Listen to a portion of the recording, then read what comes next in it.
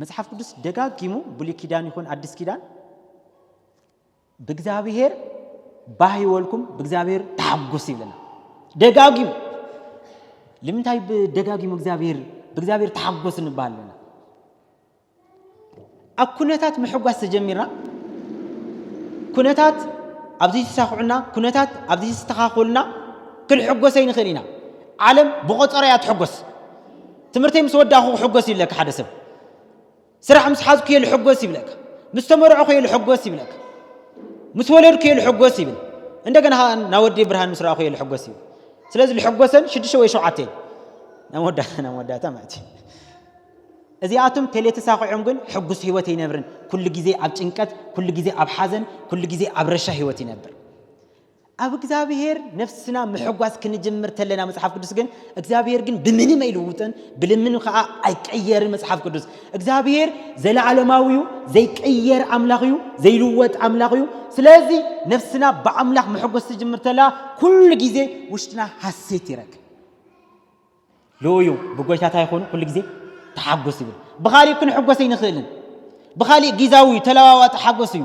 كل جزء محبات كنخل جن بقويتايو أمباكم كاهم يزبل زلوا إذا أتم نجاري أيتفتحن يفلت ييو إذا يوم نجارات إذا أتم أيتستخاخلون جن عنا جن بتمد حاني تيزخون أملاق جن بوجي حسيت يجبر بوخا يحجوسي سلزي إجابي هير منجستو زي ما حدرا منجستو جايد زجبرا بحاجوسي لنا حاجوس بمهابي السبات حسيت بمهابي السبات ስለዚህ እግዚአብሔር መንግስቲ ናይ ሓጎስ መንግስቲ ያ ይለና ካሊ ናይ እግዚአብሔር መንግስቲ ባህሪያት ክነግረናትን ለመጽሐፍ ቅዱስ ናይ እግዚአብሔር መንግስቲ ዘለዓለማዊ መንግስቲ እያ ይለና እግዚአብሔር ስም ተባረከ ይሁን ናይ ሰብ መንግስቲ በጊዜ ልተገደበ በጊዜ ልተወሰነ መንግስቲ ናይ ሰብ መንግስቲ ስለዚህ ሓደ መንግስቲ መጽእ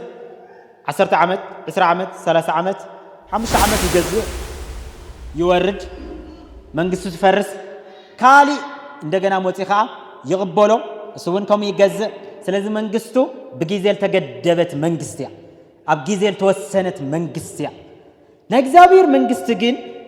ዘለዓለማዊት መንግስት ያ ይብለና ዳንኤል ምዕራፍ 2 ቁጥሪ 14 ከም ይብል በዘመን እዞም ነገስታት ዚያቶም አምላክ ሰማይ ፈጽሙ ዘይፈርስ ንኻሊ ህዝቢ ዘይሃባን መንግስቲ ከተንስዩ ንኩሎም እዞ መንግስት ዚያቶም ክትጭፍልቆም ያ ክሳዕ መወዳእታ ክትጠፍያ እዛ መንግስት ዚያ ግን ንዘለዓለም ኮቁማ እዩ ይብለና አርባዕተ ዓይነት መንግስቲ ዝርዝርሞ ዳንኤል ልረአዮ ናበከነጾር ዳንኤል ናበከነጾር ሕልም ክፈትሐልተሎ አርባዕተ ዓይነት ነገር ይርኢ ስለዚህ ና ባቢሎን መንግስቲ ና ሜዶን ፋሪስ መንግስቲ ና ጋሪክ መንግስቲ ናይሮም መንግስቲ ምስተንተነ እዚ አቶም አርባዕቲኦም አፍሪሳ ንዘለዓለም ትቀውም መንግስቲ አምላክ ድሓረ እግዚአብሔር ከተንሳዕ ይብለና ስለና መንግስቲ ስለታ በጎይታ ኢየሱስ ክርስቶስ አምድሪ ዝጀመረት መንግስቲ ስለዚህ መንግስቲ አምላክ ናይ ዘለዓለም መንግስቲ አምድሪ ኣብ ሰማይ ከም መጀመሪያ ነራ አምድሪኻ ንዘለዓለም ያ ይብለና መንግስቲ አምላክ ጀሚራ ዝኾነ ዘመን ዘረከወሉ ዝኾነ ዘመን ትውደሉ ዘይኾነስ ንዘለዓለም ትቀውም መንግስት ያ ንዘለዓለም ትነብር መንግስት ያ ዘይትልወጥ ዘይትቀየር መንግስቲ አምላክ ያ ይብለና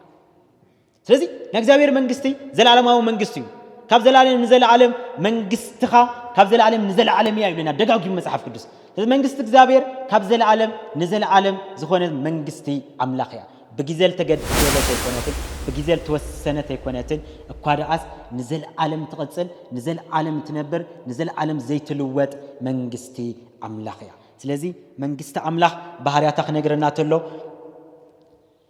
تي حمشي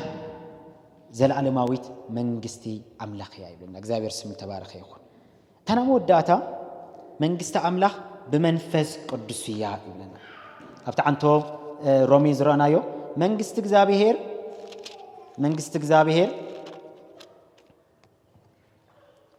እግዚአብሔር በመንፈስ ቅዱስ ጽድቅን ሰላምን ሓጎስን ያንበር ብልዕን መስተን አይኮነቱንም ወይና መንግስት እግዚአብሔር በመንፈስ ቅዱስ ያይበና በመንፈስ ቅዱስ እትመሐደር በመንፈስ ቅዱስ እትሰፍሕ እትንቀሳቀስ መንግስቲ አምላክ ያይበና እግዚአብሔር ስም ተባረከ ይሁን ስለዚህ መንግስት እግዚአብሔር በመንፈስ ቅዱስ እትመሓደር መንግስትያ መንፈስ ቅዱስ ይዝመርሓ መንፈስ ቅዱስ ይዘመሓድራ መንፈስ ቅዱስ ይኻ ክትሰፍሕ እና ሰባት ኻ ካብ ጸልማት ህይወት ወጽዩ ለመንግስት አምላክ ክጽምበሩ ልጎሮም መንፈስ ቅዱስ ይዝልና ለዩ መንግስት አምላክ ከአትስታይ ክገብር መስሎ ጌታ ኢየሱስ ክርስቶስ ዳግማይ ተወለዱ ዳግማይ ከመይለኽ ውለድ መስበለኻ ታይብሎ ሰብ ካማይና ከመንፈስ ቅዱስ እንደርሰ ተወሊዱ ለመንግስት አምላክ አይአትይ ስለዚህ መንግስቲ ዳግም ክንውለድ ንኽእል እቲ አረቢት ማንነት ሞይቶ ሐድሽ ፍጥረት ክንኾን ንኽእል ሐድሽ ማንነት ክንቀበል ንኽእል እንደገና ለመንግስት አምላክ አካል ከእቴና ዝኽእል መንፈስ ቅዱስ እዩ ስለዚህ መንፈስ ቅዱስ ዳግም ክንውለድ ዝገብረና ሰብ ለመንግስት አምላክ ዘአቲ በቡን በኖ ይኮነን በትምህርት ደረጃ ይኮነን በሀብት ደረጃ ይኮነን በዝና ይኮነን ሰብ ለመንግስት አምላክ ዘአቲ ዳግማይ በመውላዱ ዳግማይ ኩለት ተለይ ሰብ ለመንግስቲ ማህበር ከአትልኸ ለመንግስት አምላክ ከቃላቀል ዝኸል መንግስት አምላክ ወራስ ኩኸን ልኸል ናይ መንግስት አካል ዜጋ ኩኸን ልኸል ሰብ ዳግማይ ኩለዱ ዳግማይ ኩለድካ መንፈስ ቅዱስ ክረድኸተል መንፈስ ቅዱስ አውርሆት ክበተል መንፈስ ቅዱስ ናምድሓን ከምጸተል መንፈስ ቅዱስ ዕንተል ቦኑ ከብርህልተል መንፈስ ቅዱስ እቲ መጋረጃ ክቅንጥጠሉ ስለዚህ ካብ ጅምሩ መንግስት አምላክ ካብ ጅምራ ታያ በመንፈስ ቅዱስ ታይተኸውንያ ትንቃሳቀስ መንግስት መንፈስ ቅዱስ እዩ ኣብ መንግስት አምላክ አውይ አስተዋጽኦ ዘሎ ናይ መንፈስ ቅዱስ ዕየዩ ናይ መንፈስ ቅዱስ ስራሕ እዩ ለዩ እቲ ካብ መንፈስ ዝኾነሲ ናይ ክርስቶስ ወገን ይኾነ ይብለና ስለዚህ ናይ ክርስቶስ ወገን ምዃን ክንኽእል በመንፈስ ቅዱስ ዳግማይ ክንውለድ ተለና እዩ ዳግማይ ሐድሽ ፍጥረት ክንኾን ተለና እዩ ዳግማይ ማንነትና ክልወጥ ተሎ ክቀየር ተሎ ሐድሽ ፍጥረት ክንኾን ተለና ናይ መንግስቲ ዜጋ ንኸውን ናይ መንግስቲ አካል ንኸውን እዚ ኸ ዝገብሩ ኸ መንፈስ ቅዱስ ይብለና ስለዚህ መንፈስ ቅዱስ ናይ መንግስት አምላክ ክትሰፍሕ ክትዓቢ ኣብ ምድሪ ኸ ብሙልአት ክትግለጽ ኣብ ሰብ ልብ ኸ ክትሰፍሕ መንፈስ ቅዱስ ዓውይ ዝኾነ ድርሻ ይውፅእ ዓውይ ዝኾነ አስተዋጽኦ ኸ ይሰርሕ ህዝቡ ናብ ሐቅ መንገዲ ብምምራሕ ብምምካር ብምጽንዕናዕ ብምብርታዕ ሰባት ዒንቶም ብምኽፋት መንፈስ ቅዱስ ነፍሳት እናተናጠቀ ናብታ ማሕበር መዓልቲ መዓልቲ እናወሰኸ እናዓበየት እናሰፍሐት መንግስት አምላክ ታይትኸውን ኣብ ምድሪ ግዝአታ ተስፍሕ መንግስታ ተስፍሕ ይብለና ስለዚህ መንግስት አምላክ በመንፈስ ቅዱስ ትመሓደር በመንፈስ ቅዱስ ትንቀሳቀስ በመንፈስ ቅዱስ ኸ እትቀጽል መንግስት ይብለና እግዚአብሔር ስም ተባረከ ይሁን ስለዚህ ለእግዚአብሔር መንግስቲ ናይ ጽድቅ መንግስትያ ናይ ሰላም መንግስትያ ናይ ሓጎስ መንግስትያ ዘላለማዊ መንግስትያ በመንፈስ ቅዱስ ትምራሕ መንግስትያ እንደገና ኸ ናይ ኃይሊ መንግስትያ መንግስት አምላክ እዚኣ ትመስል ትግርኛ ለይሰምዑ ስለዚህ ሕጸረብ ቢላ በአማርኛ እና መንግስት እግዚአብሔር መጽሐፍ ቅዱስ ሲነግረን የእግዚአብሔር መንግስት ምን ትመስላለች የሚለው የእግዚአብሔር መንግስት የኃይል መንግስት ናት የጽድቅ መንግስት ናት የደስታ መንግስት ናት ዘላለማዊ መንግስት ናት በመንፈስ ቅዱስ ደግሞ የምትመራ መንግስት ናት መንግስት እግዚአብሔር በሶስት ይከፈላል ብለናል ህዝቡ ለመግለጽ መንግስት የሚለው ቃል ተጠቅመዋል